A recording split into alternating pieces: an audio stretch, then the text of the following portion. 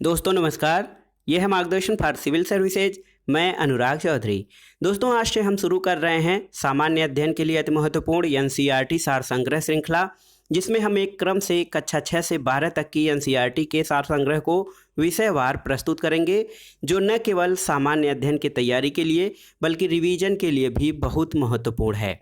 सबसे पहले हम प्राचीन इतिहास खंड से शुरू कर रहे हैं और आज की वीडियो में हम इसका पहला भाग देखेंगे, जिसमें प्राचीन इतिहास के ऐतिहासिक स्रोत, पाषाण काल, हड़प्पा सभ्यता और वैदिक काल से संबंधित प्रश्नों को वन लाइनर रूप में प्रस्तुत किया गया है। तो आइए शुरू करते हैं आज का वीडियो एनसीईआरटी सार संग्रह। दोस्तों सबसे पहले जानते हैं इतिहास क्या होता है। तो किसी व्यक्ति, समाज अथवा देश से संबंधित महत्वपूर्ण, विशिष्ट और सार्वजनिक क्षेत्र की घटनाओं, तथ्यों आदि का कालानुक्रम अनुसार में विवरण इतिहास कहलाता है। सबसे पहले इतिहास का पिता, फादर ऑफ हिस्ट्री किसे कहा जाता है? तो हेरोडोटस को फादर ऑफ हिस्ट्री कहा जाता है। प्राचीन भारत के इतिहास से संबंधित प्रथम वास्तविक पुस्तक किसे माना जाता है? तो ये है राजतरंगिणी। राजतरंगिणी को प्राचीन भारत के इतिहास से संबंधित प्रथम वास्तविक पुस्तक माना जाता है। अगला प्रश्न है, उत्कीर्ण चिन्ह वाले प्राचीनतम सिक्के क्या कहे जाते हैं?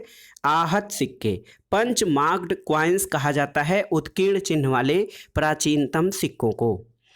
सिक्कों के अध्ययन को दोस्तों मुद्रा शास्त्र या न्यूमिस्मेटिक्स कहा जाता है। याद रखिएगा, सिक्कों का अध्ययन जो है उसे मुद्रा शास्त्र या इंग्लिश में न्यूमिस्मेटिक्स कहा जाता है। अगला प्रश्न है, भारत में प्रागैतिहासिक खोज प्रारंभ करने का श्रेय किसे दिया जाता है? तो डॉक्टर प्राइम रोज को भारत में प्रागैतिहासिक खोज करने का श्रेय दिया जाता है। अगला प्रश्न है, भारतीय प्रागैतिहासिक अध्ययन से संबंधित प्री हिस्टोरिक इंडिया किसकी कृति है? बहुत ही महत्वपूर्ण है। भारतीय प्रागैतिहासिक अध्ययन से संबंधित एक पुस्तक है प्री हिस्टोरिक इंडिया। ये स्टुअर्ट पिगट की बुक है। और चीनी यात्रियों ने अपने यात्रा वृत्तांतों में भारत के लिए किस शब्द का प्रयोग किया है? याद रखिएगा, इंतु शब्द का प्रयोग चीनी यात्रियों ने अपने यात्रा वृत्तांतों में भारत के लिए किया है। अगला प्रश्न है दोस्तों, उत्कीर्ण लेखों के अध्ययन को क्या कहा जाता है? तो उसे अभिलेख शास्त्र या एपिग्राफी कहा जाता है। एपिग्राफी अभिलेख शास्त्र जिसमें कि उत्कीर्ण लेखों का अध्ययन किया जाता है। लिपियों के विकास के अध्ययन को क्या कहा जाता है? तो दोस्तों लिपियों के विकास के अध्ययन को पुरालिपि विद्या कहा जाता है। अगला प्रश्न है, सर्वप्रथम भारतवर्ष नाम का उल्लेख किस अभिलेख में मिलता है? तो आप जानते भी होंगे, लेकिन एक बार फिर से रिवाइज कर लीजिए। हाथी गुम्फा अभिलेख में सबसे पहले भारतवर्ष नाम का उल्लेख मिलता है। प्राचीन भारत या सर्वप्रथम सुनियोजित इतिहास किसने तैयार किया था? तो प्राचीन भारत का सर्वप्रथम एक सुनियोजित इतिहास तैयार किया था V.A. स्मिथ ने। ये देखिए दोस्तों, इतिहास को हम अध्ययन की दृष्टिकोण से 3 कालों में विभाजित करते हैं। प्रागैतिहासिक काल यानी प्री हिस्टोरिक पीरियड, आद्य ऐतिहासिक काल यानी प्रोटो हिस्टोरिक पीरियड और ऐतिहासिक काल यानी हिस्टोरिक पीरियड। तो ये देखिए, इतिहास को अध्ययन की सुविधा की दृष्टि से 3 भागों में या 3 कालखंडों में विभाजित किया गया है। प्रागैतिहासिक काल मानव उत्पत्ति से लेकर 3000 ईसा पूर्व तक जो है इसको संबंधित किया जाता है। 3000 ईसा पूर्व से 600 ईसा पूर्व तक आद्य ऐतिहासिक काल और 600 ईसा पूर्व से आगे को ऐतिहासिक काल के अंतर्गत अध्ययन किया जाता है। दोस्तों प्रागैतिहासिक काल जो था, यहाँ पर पुरातात्विक साक्ष्य अध्ययन का एकमात्र स्रोत था, क्योंकि लिखित साक्ष्य प्रागैतिहासिक काल यानी प्री हिस्टोरिक पीरियड में उपलब्ध नहीं है। आद्य ऐतिहासिक काल में लिखित साक्ष्य तो उपलब्ध हैं, लेकिन ये पढ़े नहीं जा सकते हैं, यानी अभी तक अपठनीय हैं। और ऐतिहासिक काल के अंतर्गत पुरातात्विक और साहित्यिक दोनों प्रकार के साक्ष्य उपलब्ध हैं, जिनसे कि इतिहास का अध्ययन किया जा सकता है। अगला प्रश्न देखते हैं, प्राचीन भारतीय इतिहास को जानने के लिए किन स्रोतों का प्रयोग किया जाता है? तो प्राचीन इतिहास या भारतीय इतिहास को जानने के लिए धार्मिक ग्रंथ, ऐतिहासिक ग्रंथ, पुरातात्विक साक्ष्य और विदेशी विवरण का उपयोग किया जाता है। ब्राह्मी लिपि को सर्वप्रथम किस विद्वान ने पढ़ा था? तो जेम्स प्रिंसेप ने 1837 ईस्वी में ब्राह्मी लिपि को सर्वप्रथम पढ़ने में सफलता पाई थी। और भारत के प्राचीनतम ग्रंथ जो कि वेद हैं, इनका संकलनकर्ता किसे माना जाता है? महर्षि कृष्ण द्वैपायन व्यास।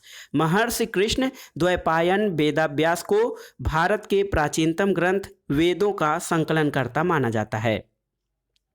अगला प्रश्न है, पौराणिक मान्यता के अनुसार भारत के प्राचीनतम राजा कौन थे?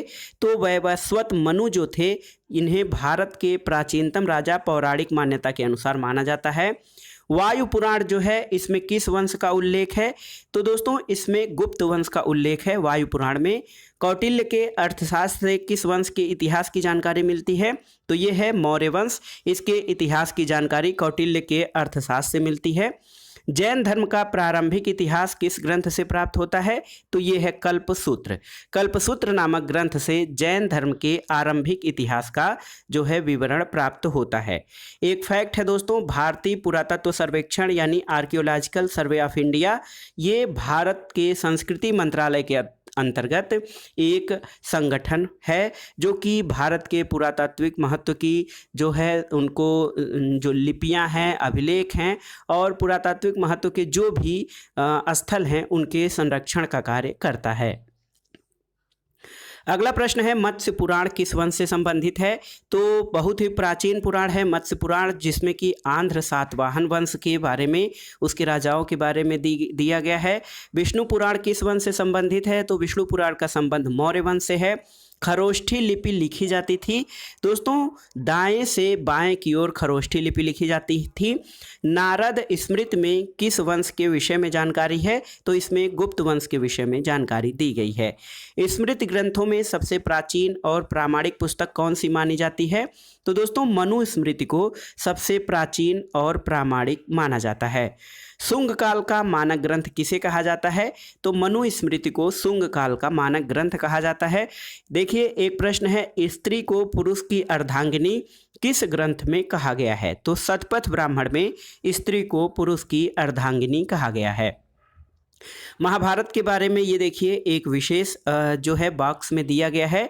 महाभारत का प्रारंभिक उल्लेख आश्वलायन गृह सूत्र में मिलता है और प्रारंभ में इसमें मात्र 8800 श्लोक थे और इसका नाम जय संहिता था। लेकिन कुछ समय बाद यह बढ़कर 24,000 श्लोक हो गया और भारत नाम से प्रसिद्ध हुआ और अंत में 1 लाख श्लोक होने के कारण इसे शतसाहस्त्री संहिता या महाभारत कहा जाने लगा। तो आप जान लीजिएगा कि महाभारत का प्रारंभिक उल्लेख आश्वलायन गृहसूत्र में मिलता है और इसे प्रारंभ में जय संहिता कहा जाता था।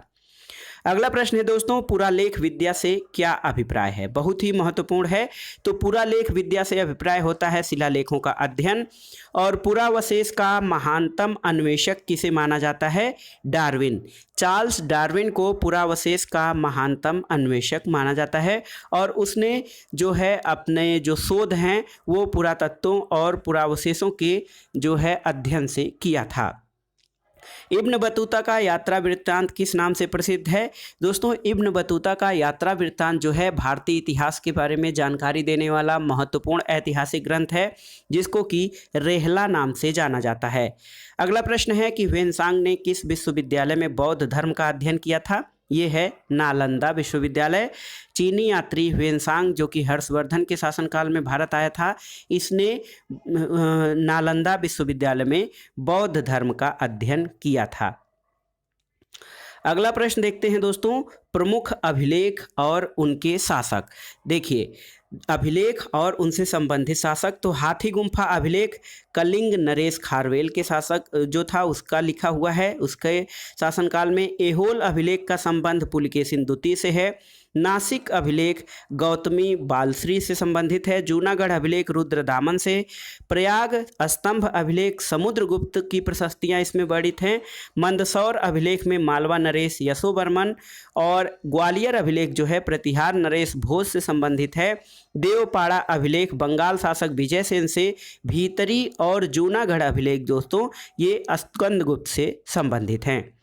अगला प्रश्न देखते हैं, बौद्ध स्तंभ लेख किससे जानकारी मिलती है?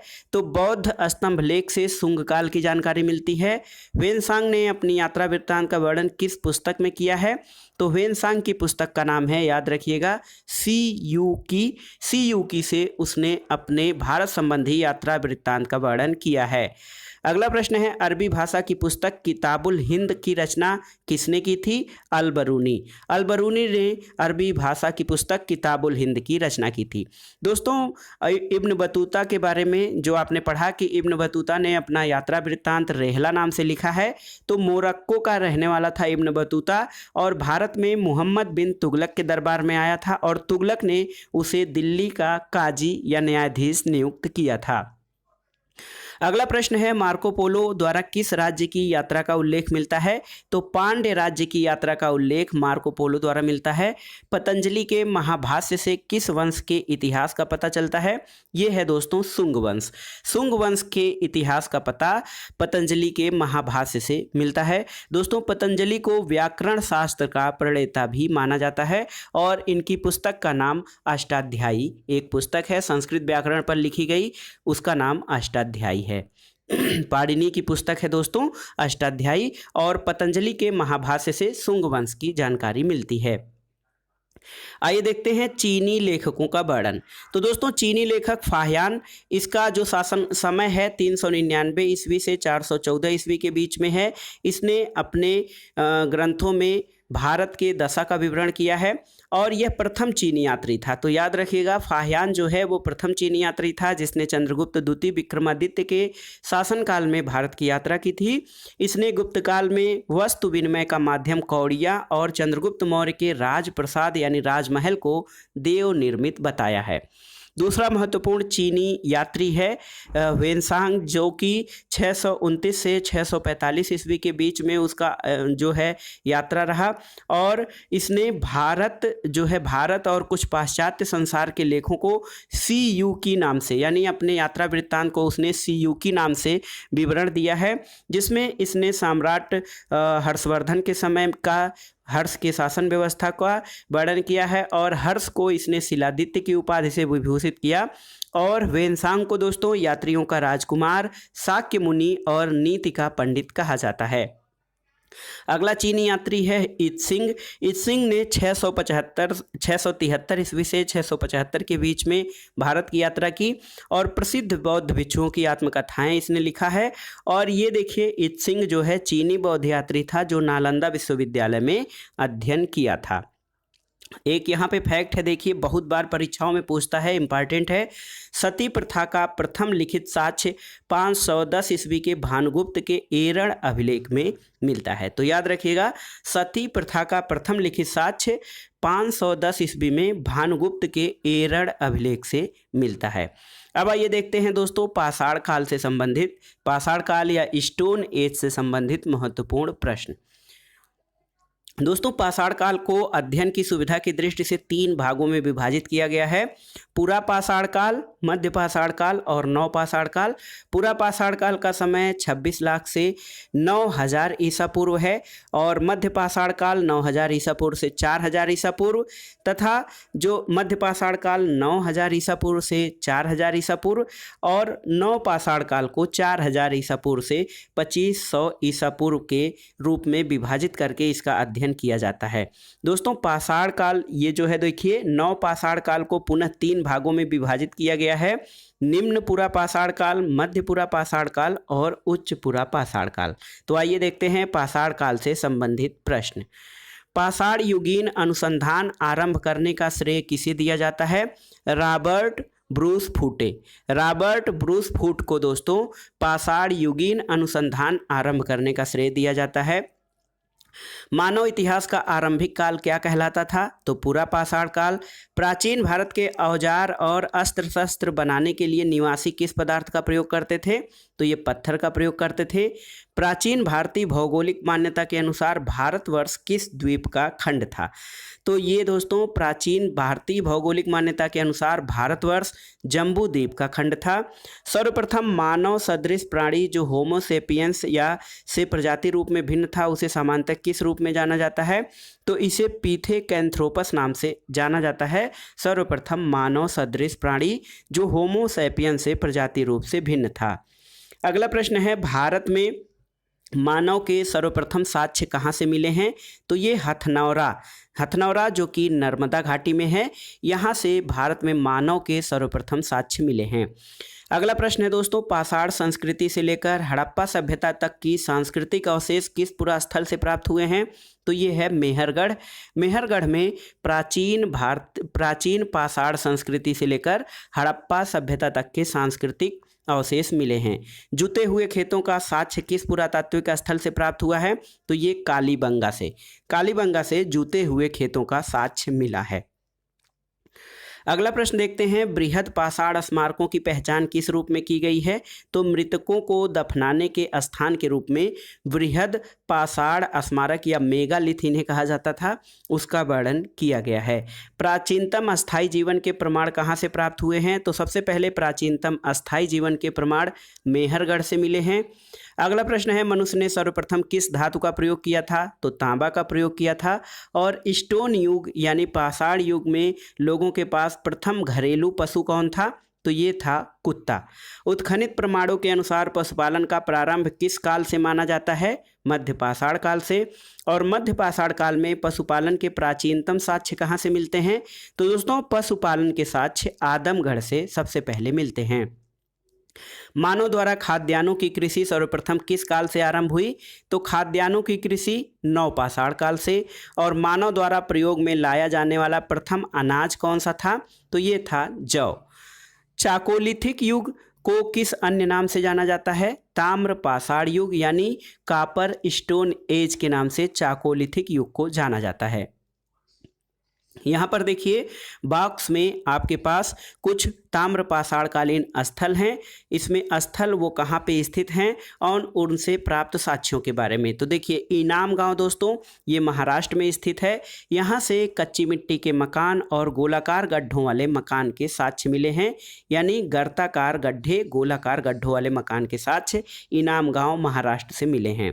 दायमाबाद महाराष्ट्र में स्थित है। कलश समाधान और कलश के घरों के फर्श के नीचे रखने का प्रमाण और दायमाबाद सबसे बड़ा ताम्र पाषाणी का स्थल है।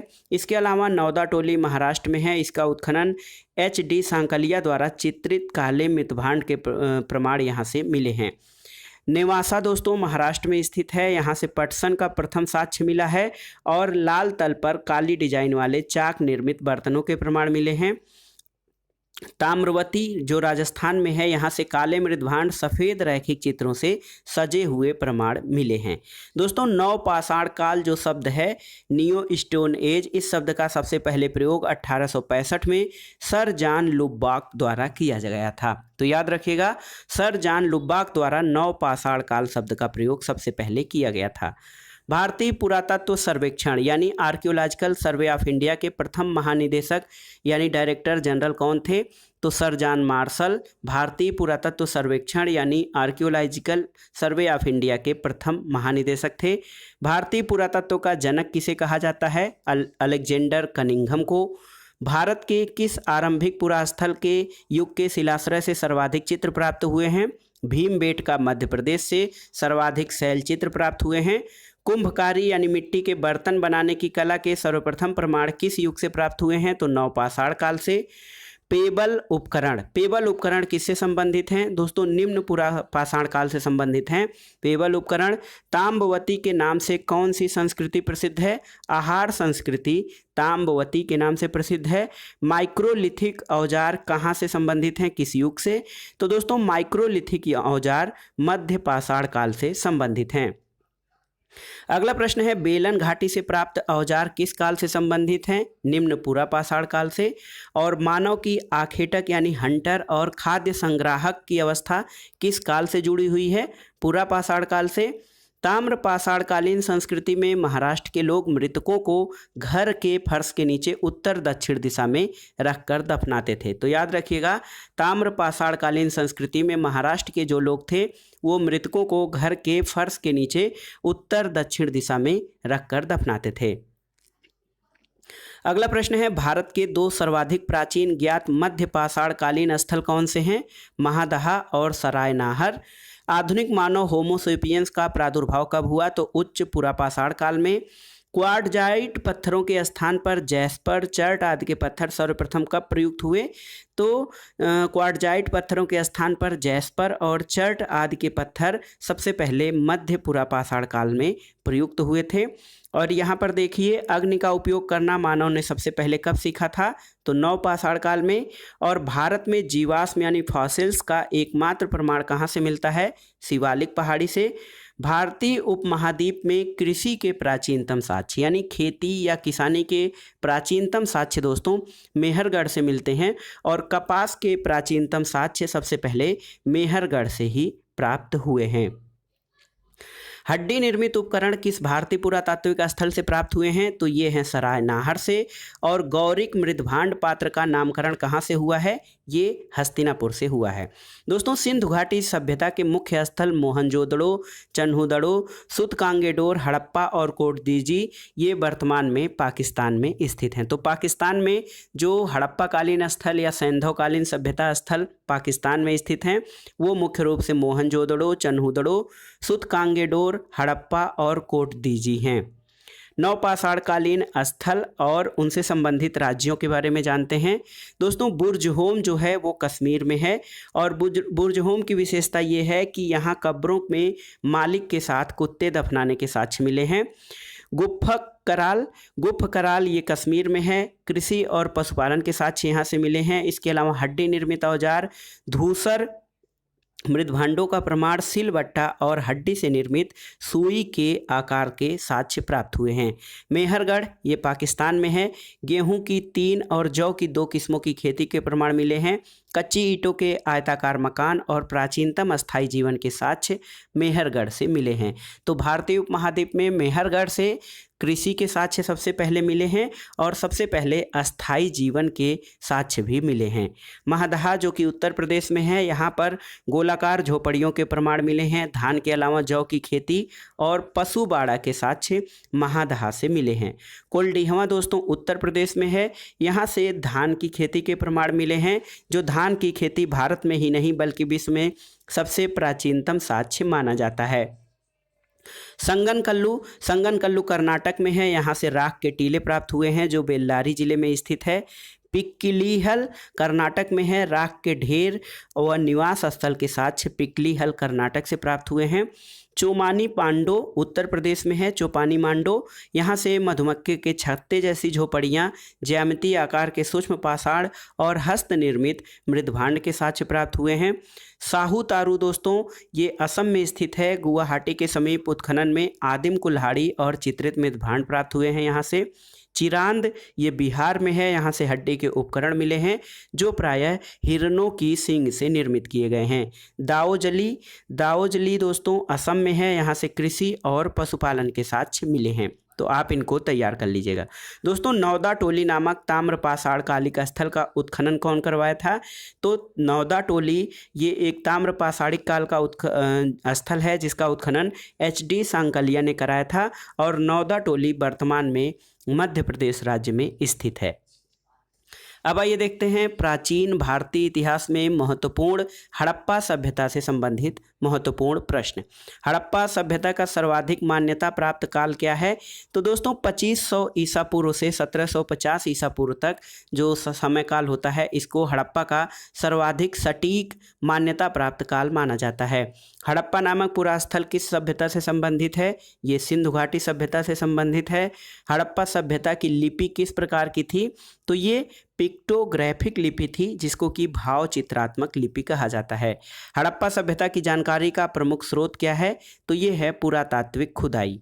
मोहनजोदड़ो का शाब्दिक अर्थ क्या होता है? मोहनजोदड़ो का शाब्दिक अर्थ है दोस्तों मृतकों का टीला। और सिंधु सभ्यता किससे संबंधित है? सिंधु सभ्यता आद्य ऐतिहासिक युग यानी प्रोटो हिस्टोरिक एज से संबंधित है। मूर्ति पूजा का आरंभ कब से माना जाता है? पूर्व आर्य काल से मूर्ति पूजा का आरंभ माना जाता है। और दोस्तों सिंधु वासियों ने सबसे पहले तांबे में टिन मिलाकर कांसा तैयार किया था। इसीलिए सिंधु घाटी सभ्यता या हड़प्पा सभ्यता को कांस्य युगीन सभ्यता भी कहा जाता है। अगला प्रश्न है, हड़प्पा की समकालीन सभ्यता रंगपुर कहाँ स्थित है? तो रंगपुर सौराष्ट्र में स्थित है। हड़प्पा संस्कृति का वह कौन सा स्थल है जहाँ दुर्ग और निचला नगर अलग अलग प्राचीरों से घिरे हुए हैं? ये है कालीबंगन। मोहनजोदड़ो और हड़प्पा सभ्यता की पुरातात्विक खुदाई किसके द्वारा की गई थी?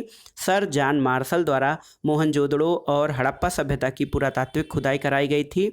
अगला प्रश्न है दोस्तों, हड़प्पाकालीन स्थलों में अभी तक किस धातु की प्राप्ति नहीं हुई है? तो लोहा की प्राप्ति नहीं हुई है अभी तक हड़प्पाकालीन स्थलों में। सिंधु घाटी सभ्यता के लोग किसकी पूजा करते थे? तो दोस्तों ये मातृदेवी की पूजा करते थे। अगला है, उत्खनित प्रमाणों के अनुसार सिंधु सभ्यता का स्थल बनावली हरियाणा, घग्घर और उसकी सहायक नदियों की घाटी में स्थित है। तो बनावली हरियाणा में है और घग्घर और उसकी सहायक नदियों की घाटी में जो है सिंधु सभ्यता का स्थल हरियाणा में भी स्थित है। अगला प्रश्न है, धौलावीरा नामक पुरातात्विक स्थल किस राज्य में स्थित है? धौलावीरा गुजरात में है। और हड़प्पा संस्कृति के संदर्भ में शैलकृत स्थापत्य के प्रमाण कहाँ से मिलते हैं? ये धौलावीरा से। याद रखिएगा, धौलावीरा गुजरात में स्थित हड़प्पाकालीन स्थल है। यहाँ से सबसे पहले शैलकृत स्थापत्य के प्रमाण मिलते हैं। अगला प्रश्न है, हड़प्पाकालीन मुहरों का सर्वाधिक प्रचलित आकार कौन सा है? तो ये वर्गाकार था। हड़प्पा संस्कृति के मुहरों पर घोड़े का अंकन नहीं हुआ है। आधुनिक देवनागरी लिपि का प्राचीन रूप क्या है? तो ये ब्राह्मी लिपि है। और विश्व में सबसे पहले कपास की खेती का आरंभ कहाँ माना जाता है? भारत में। दोस्तों सैंधव सभ्यता की समकालीन सभ्यता जो थी वो मिस्र की सभ्यता थी, जो कि नील नदी के तट पर विकसित हुई थी। तो सैंधव सभ्यता की समकालीन सभ्यता मिस्र की सभ्यता नील नदी के तट पर विकसित हुई थी। अगला प्रश्न है, सिंधु घाटी सभ्यता से संबंधित वृषभ मुद्रा किस पुरातात्विक स्थान से प्राप्त हुई थी? तो ये मोहनजोदड़ो से प्राप्त हुई थी वृषभ मुद्रा।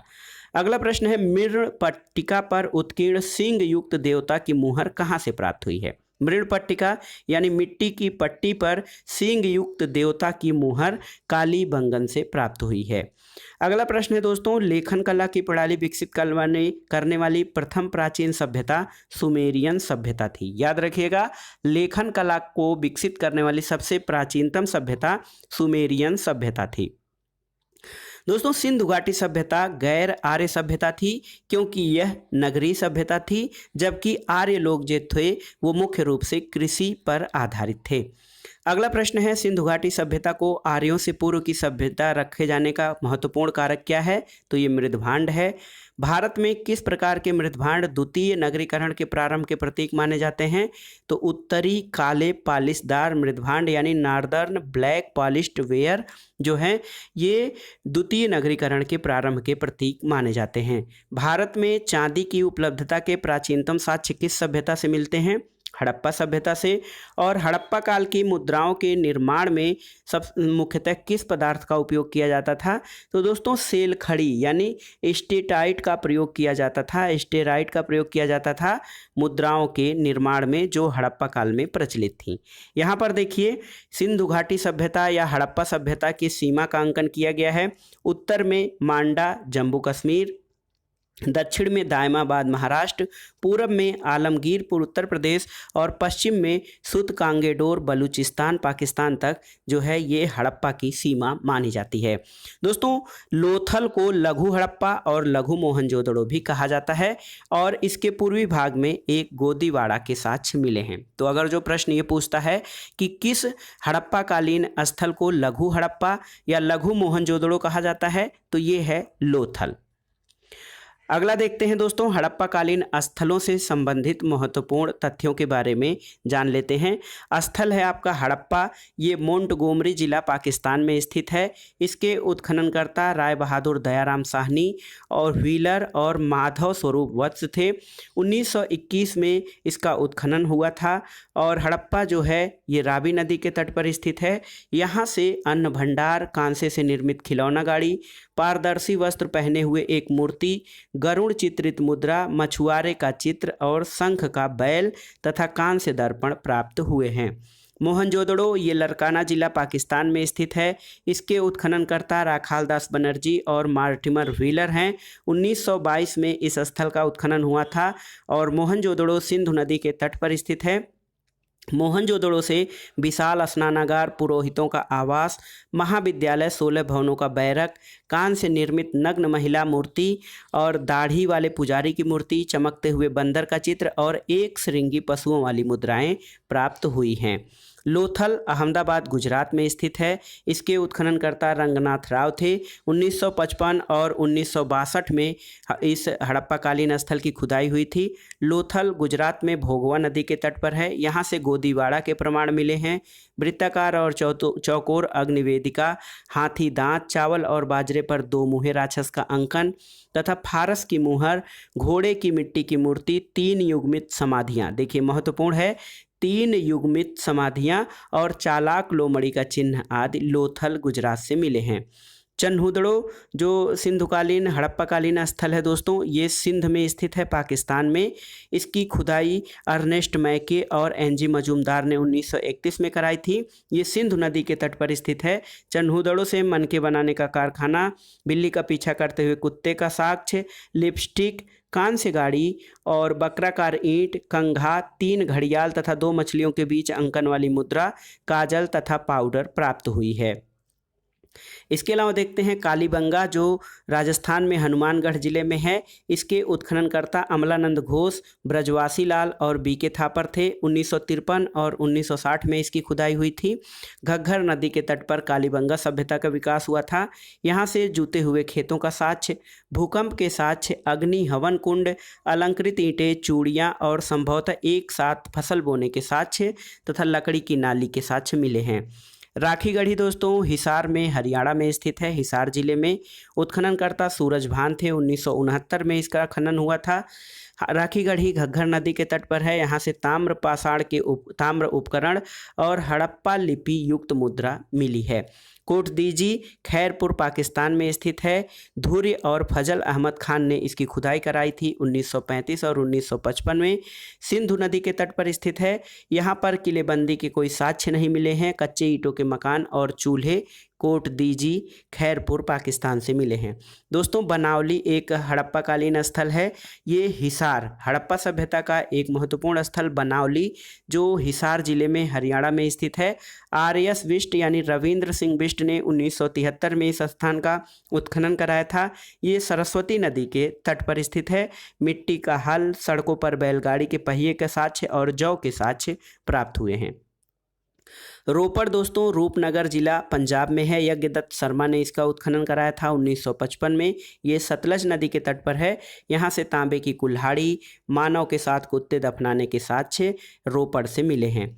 रंगपुर ये काठियावाड़ जनपद गुजरात में स्थित है। S.R. राव ने इसका उत्खनन 1954 में कराया था। भादर या मादर नदी के तट पर स्थित है और यहाँ से सबसे महत्वपूर्ण कच्ची ईंट के दुर्ग और धान की भूसी के साक्ष्य मिले हैं। आलमगीरपुर जिसको कि हड़प्पा सभ्यता का पूर्वी स्थल माना जाता है, अत्यंत पूर्वी स्थल जो मेरठ उत्तर प्रदेश में स्थित है। यज्ञदत्त शर्मा ने 1958 में इसका उत्खनन कराया था और आलमगीरपुर हिंडन नदी के तट पर स्थित है। यहाँ से दोस्तों रंगीन चित्रकारी जो मृद भांडों पर की गई है उसके साक्ष्य मिलते हैं। सुतकांगेडोर दोस्तों सुतकांगेडोर जो है ये वर्तमान बलूचिस्तान पाकिस्तान में स्थित है। R.N. स्टाइन और जॉर्ज डेल्स इसके उत्खनन करता रहे हैं और 1927 और 1962 में इस स्थल की खुदाई हुई थी। ये स्थल सुतकांगेडोर दास्क नदी के तट पर स्थित था और 3 संस्कृतियों के साक्ष्य यहाँ से मिलते हैं। प्राकृतिक चट्टान पर अवस्थित मानव अस्थिराख से भरा बर्तन और बेबीलोन से व्यापार का साक्ष्य सुतकांगेडोर की महत्वपूर्ण विशेषता है। मांडा दोस्तों, मांडा जम्मू कश्मीर में है। इसके उत्खननकर्ता जगपत जोशी रहे। 1982 में इसका उत्खनन हुआ। मांडा जो है ये चेनाब नदी के तट पर है। चर्ट ब्लेड हड्डी निर्मित वाड़ाग्र मुहरों के साक्ष्य यहाँ से प्राप्त हुए हैं। सुतका को ये पेरिन बलूचिस्तान में स्थित है। जॉर्ज डेल्स ने इसकी खुदाई 1962 में कराई थी। दोस्तों, शादी कौर नदी के तट पर स्थित है और यहाँ से महत्वपूर्ण साक्ष्य जो हैं 2 टीले और मृदभांड के साक्ष्य मिले हैं।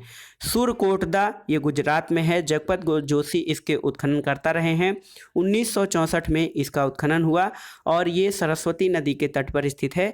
यहाँ से सबसे महत्वपूर्ण जो साक्ष्य मिला है वो कलश, शवाधान, घोड़े की हड्डी तथा तराजू का पलड़ा मिला है। दोस्तों, याद रखिएगा, हड़प्पा सभ्यता में विनिमय का जो मुख्य माध्यम था उसको वस्तु विनिमय प्रणाली या बार्टर सिस्टम इसमें माना जाता है। अब आइए देखते हैं वैदिक काल से संबंधित महत्वपूर्ण प्रश्न। दोस्तों, वेदों का जो है वेदों से संबंधित जो काल था उसको वैदिक काल कहा जाता है। वेदों का शाब्दिक अर्थ क्या होता है? तो वेद का अर्थ होता है ज्ञान यानी नॉलेज। सर्वाधिक प्राचीन वेद ऋग्वेद है और आर्य शब्द किसको इंगित करता है? तो आर्य शब्द श्रेष्ठ वंश को इंगित करता है। ऋग्वेद सबसे प्राचीन वेद माना जाता है। ऋग्वेद में कुल कितने मंडल और सूक्त हैं? तो ऋग्वेद में 10 मंडल यानी 10 डिवीजन और 1028 सूक्त हैं। त्रयी नाम किसके लिए प्रयोग किया जाता है? 3 वेदों ऋग्वेद, यजुर्वेद और सामवेद के लिए वेद त्रयी शब्द का प्रयोग किया जाता है। यज्ञ संबंधी विधि विधानों की जानकारी किस वेद से प्राप्त होती है? तो ये है यजुर्वेद। और 4 वेदों में से किस एक में जादुई माया और वशीकरण का वर्णन किया गया है? अथर्ववेद में जादुई माया, तंत्र मंत्र और वशीकरण का वर्णन किया गया है। उपनिषद किस परंपरा पर आधारित है? दोस्तों, उपनिषद जो है भारतीय दर्शन परंपरा पर आधारित है। अगला प्रश्न है कि ऋग्वेद का कौन सा मंडल पूर्णतः सोम देवता को समर्पित है? तो ये 9वां मंडल था। आध्यात्म ज्ञान से संबंधित नचिकेता और यम का संवाद किस उपनिषद में मिलता है? कठोपनिषद है। उपनिषद काल के राजा अश्वपति किस स्थान के शासक थे? तो ये कैकेय प्रदेश के शासक थे राजा अश्वपति, जिनका की काल उपनिषद काल माना जाता है।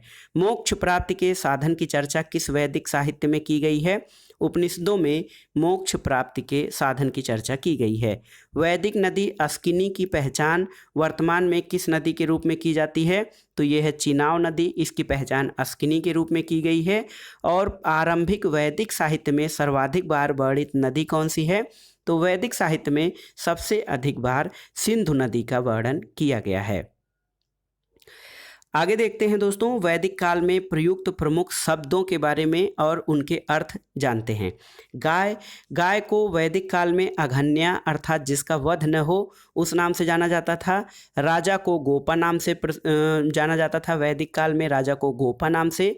अतिथि को गोहंता या गोहन, धनी व्यक्ति को गोमत, युद्ध को गविष्ट, गेसु या गम्य नाम से, पुत्री दुहिता, अनाज को धान्य, मरुस्थल को धन्व और उपजाऊ भूमि को उर्वरा तथा पशुचारण योग्य भूमि जो थी इसको खिल्व, हल से बनी नालियों को सीता कहा जाता था वैदिक युग में। तो ये जो महत्वपूर्ण शब्द थे वैदिक काल के, अघन्या, गोपा, गोहंता, गोमत, गविष्ट, दुहिता, धान्य, धन्व, उर्वरा और खिल्य तथा सीता, इन सबको आप तैयार कर लीजिएगा। प्रारंभिक परीक्षा में सीधे सीधे यहाँ से प्रश्न पूछा जा सकता है। कौन सा वेद ऋग्वेद पर आधारित संगीतमय ऋचाओं का संकलन करता है? तो दोस्तों, सामवेद जो है, जिसको कि भारतीय संगीत शास्त्र का प्रारंभिक जो है ग्रंथ माना जाता है, तो ये है सामवेद। सामवेद में ऋग्वेद पर आधारित संगीतमय ऋचाएँ वर्णित की गई हैं। वर्ण व्यवस्था का सर्वप्रथम विवरण कहाँ मिलता है? ऋग्वेद के 10वें मंडल में सबसे पहले वर्ण व्यवस्था का विवरण मिलता है। अगला प्रश्न है, पूर्ण वैदिक काल यानी प्री वैदिक पीरियड में किन 2 संस्थाओं का राजा पर नियंत्रण होता था? तो ये संस्थाएं थी सभा और समिति। सभा और समिति पूर्व वैदिक काल की 2 समितियां थीं या संस्थाएं थीं जो राजा पर नियंत्रण स्थापित करती थीं।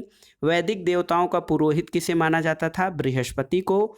ऋग्वैदिक काल में निष्क शब्द का प्रयोग एक आभूषण के लिए किया जाता था, लेकिन बाद के काल में इसका प्रयोग किसके लिए किया जाने लगा?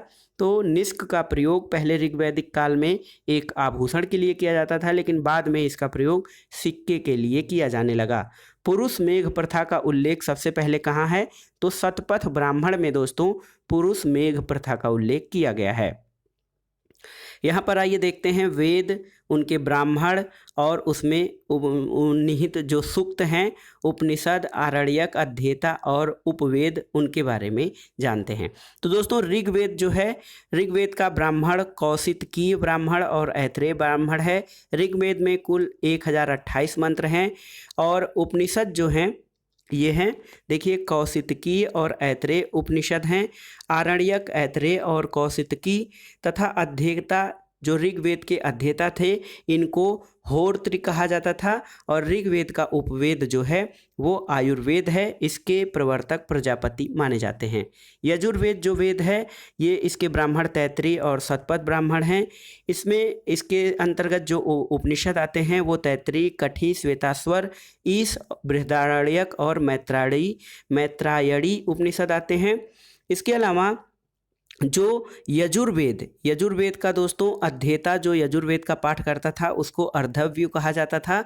और यजुर्वेद का उपवेद धनुर्वेद है और इसके प्रणेता या प्रवर्तक विश्वामित्र ऋषि को माना जाता है। सामवेद का ब्राह्मण पंचवेश, इसे तांड्य ब्राह्मण भी कहा जाता है। इसमें 1810 मंत्र हैं। केन और छांदोग्य इसके उपनिषद हैं। और देखिए जो सामवेद के अध्येता होते थे उनको उद्गाता कहा जाता था। सामवेद का उपवेद जो है वो गंधर्व वेद है और इसके प्रवर्तक नारद मुनि माने जाते हैं। अथर्ववेद का जो ब्राह्मण है गोपत ब्राह्मण, 6000 मंत्र अथर्ववेद में हैं। और यहाँ पर इसके अध्येता यानी अथर्ववेद के अध्येता या इसका पाठ करने वाले को ब्रह्म कहा जाता था। अथर्ववेद का उपवेद जो है देखिए शिल्पवेद और इसके प्रवर्तक विश्वकर्मा माने जाते हैं। दोस्तों पारसियों का ग्रंथ है जिंद अवेस्ता, जिस अहुर मजदा का वर्णन मिलता है वह असुरों का देवता माना जाता है। अगला प्रश्न है ईरान से भारत में आर्यों के आने की सूचना किस अभिलेख से प्राप्त होती है? तो ये है बोगज कोई अभिलेख। और उत्तर वैदिक काल में किस क्षेत्र को आर्य संस्कृति की धुरी माना जाता था? अंग और मगध। दोस्तों अंग और मगध प्रदेश को उत्तर वैदिक काल में आर्य संस्कृति की धुरी कहा जाता था। गोत्र या क्लैन शब्द जो है इसका प्रयोग सर्वप्रथम किस काल में हुआ था? तो गोत्र का सबसे पहले प्रयोग ऋग्वेद काल में हुआ था। दोस्तों ऋग्वेद संहिता में दूसरे से 7वें मंडल में सर्वाधिक प्राचीन जो हैं ये माने जाते हैं, दूसरे से 7वें मंडल, और इन्हें गोत्र मंडल के नाम से भी जाना जाता है। ऋग्वेद काल में जनता का विश्वास किसमें था? बलि और कर्मकांड में ऋग्वेद काल में जनता का विश्वास था। प्रसिद्ध 10 राग्यन युद्ध किस नदी के तट पर लड़ा गया था? दोस्तों ये परुसड़ी जो कि वर्तमान में रावी नदी जानी जाती है, रावी नदी के नाम से, ये 10 राग्यन युद्ध परुसड़ी नदी के तट पर हुआ था। 10 राज्य युद्ध का वर्णन ऋग्वेद के 7वें मंडल में मिलता है। आर्यों के जीविकोपार्जन का मुख्य स्रोत क्या होता था? तो कृषि और पशुपालन आर्यों के जीविकोपार्जन का मुख्य स्रोत था। ऋग्वेद में उल्लिखित शब्द यव शब्द किस कृषि उत्पाद के लिए प्रयुक्त किया गया है? तो ये जौ के लिए प्रयुक्त किया गया है। वैदिक युग में प्रचलित लोकप्रिय शासन प्रणाली का क्या नाम था? वंशानुगत राजतंत्र प्रणाली ये वैदिक युग में प्रचलित लोकप्रिय शासन प्रणाली थी। आयुर्वेद अर्थात जीवन का विज्ञान का उल्लेख सबसे पहले किस वेद में मिलता है? ये अथर्ववेद में सबसे पहले आयुर्वेद यानी जीवन के विज्ञान का वर्णन मिलता है। दोस्तों अथर्ववेद में सभा और समिति को प्रजापति की 2 पुत्रियां कहा गया है। अथर्ववेद में सभा और समिति ये 2 संस्थाएं थी जो राजा पर नियंत्रण स्थापित करती थी। तो अथर्ववेद में सभा और समिति को प्रजापति की 2 पुत्रियां कहा गया है। गायत्री मंत्र का उल्लेख कहाँ किया गया है? तो ऋग्वेद में गायत्री मंत्र का उल्लेख है। ऋग्वेद में युद्ध का देवता किसे माना गया है? इंद्र को। पूर्व वैदिक आर्यों का सर्वाधिक लोकप्रिय देवता कौन है? तो ये इंद्र थे। गायत्री मंत्र की रचना किसने की है? दोस्तों गायत्री मंत्र की रचना विश्वामित्र ऋषि ने की थी। श्रीमद् भगवत गीता मूल रूप से किस भाषा में लिखी गई है? ये संस्कृत में लिखी गई थी। सत्यमेव जयते। दोस्तों जो भारत के राजचिन्ह के साथ प्रयुक्त होता है, जो हमारा ध्येय वाक्य सत्यमेव जयते, ये किस ग्रंथ से लिया गया है? तो मुंडकोपनिषद से लिया गया है सत्यमेव जयते। अगला प्रश्न देखते हैं, ये ऋग्वैदिक नदियाँ और उनके आधुनिक नाम देख लेते हैं। कई बार परीक्षाओं में पूछता है। वितस्ता, इसको वर्तमान में झेलम नाम से, विपाशा को ब्यास, द्विशद्वती या दुष्धती जो है घग्घर या चितांग नदी को कहा जाता है, क्रुभु कुर्रम को, कुभा काबुल, सदा नीरा को गंडक वर्तमान में कहा जाता है, अस्किनी की पहचान वर्तमान में चिनाव नदी से होती है, शत्रुदी का वर्तमान नाम सतलज है। और ऋग्वैदिक नदियां देखिए, गोमल को गोमती नाम से, सिंधु को सिंध तथा सरस्वती नदी को घग्घर नाम से वर्तमान में जाना जाता है। इसके अलावा सुषोमा ये सोहन नदी तथा सुवास्तु इसको स्वात नदी के नाम से जाना जाता है। आइए देखते हैं अगला प्रश्न, ऋग्वेद की मूल लिपि क्या थी? ऋग्वेद की मूल लिपि ब्राह्मी थी दोस्तों। जीविकोपार्जन के लिए वेद वेदांग पढ़ाने वाला अध्यापक क्या कहलाता था? इसको उपाध्याय कहा जाता था। जीविकोपार्जन के लिए वेद और वेदांगों को पढ़ाने वाला अध्यापक उपाध्याय कहलाता था। दोस्तों, राजा की उत्पत्ति का सिद्धांत किस ब्राह्मण ग्रंथ में मिलता है? ये ऐतरेय ब्राह्मण में राजा की उत्पत्ति का सिद्धांत मिलता है। शूल व सूत्र किस विषय से संबंधित पुस्तक है? ज्यामिति या ज्योमेट्री से। अस्तोमा सद्गमय वाक्यांश कहाँ से लिया गया है?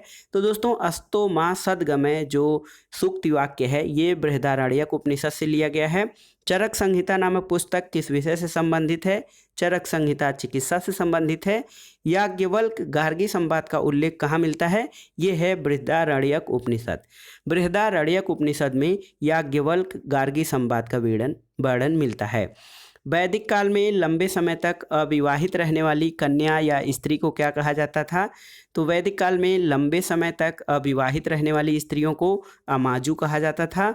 और वैदिक काल में द्विज श्रेणी में कौन कौन से लोग शामिल थे?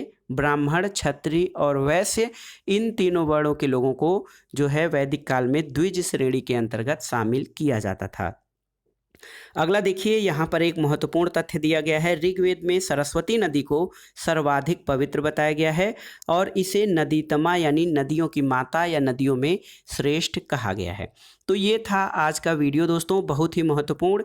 एनसीईआरटी सार संग्रह जो वन लाइनर फॉर्मेट में है, ये सामान्य अध्ययन के लिए, प्रारंभिक परीक्षाओं के लिए बहुत ही महत्वपूर्ण है। इसमें हमने भारतीय इतिहास या प्राचीन भारत के इतिहास का पहला भाग किया है, जिसमें हमने प्राचीन इतिहास के ऐतिहासिक स्रोत, पाषाण काल, हड़प्पा सभ्यता और वैदिक काल से संबंधित महत्वपूर्ण प्रश्नों को देखा।